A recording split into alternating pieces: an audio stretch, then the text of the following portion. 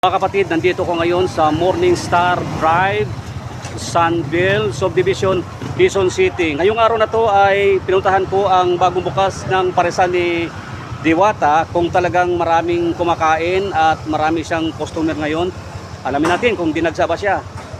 Tara! Yan mga kapatid, papasukin ko na ang paresan ni Diwata. Nandun, pupunta na natin at tatawid tayo at ating alamin kung talagang may kumakain dito. Ayan, papasok na ako sa kanyang parisan. Paris Overload ni Diwata.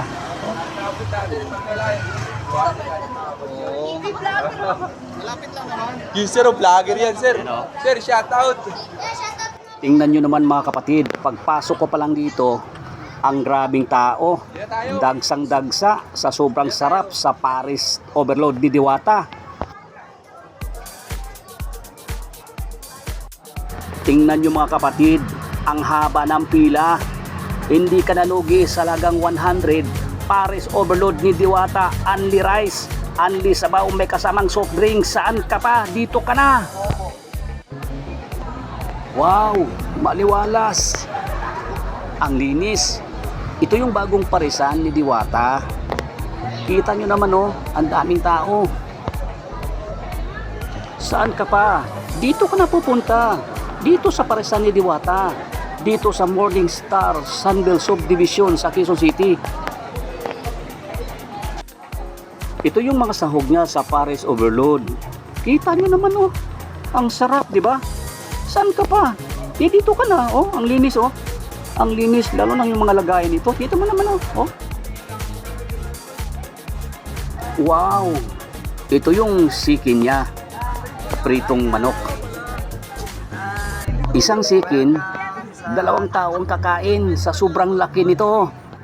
Sa sobrang sarap ng kanyang Paris Overload, may libre ka pang ice cream.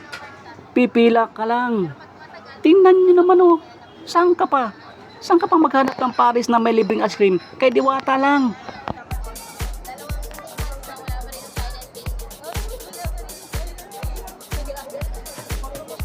Wow!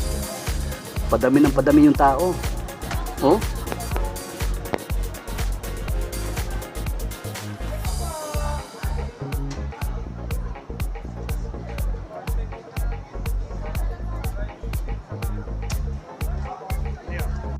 Mayroon pa siyang Diwata, Chocolate Overload.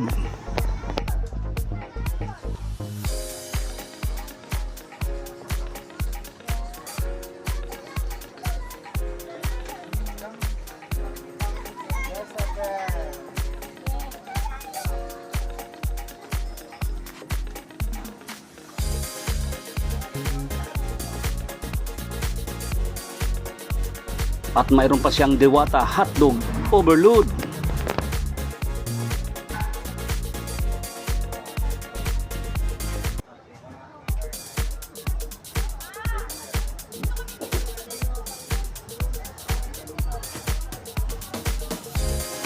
At mayroon pa siyang Diwata Family Chicken.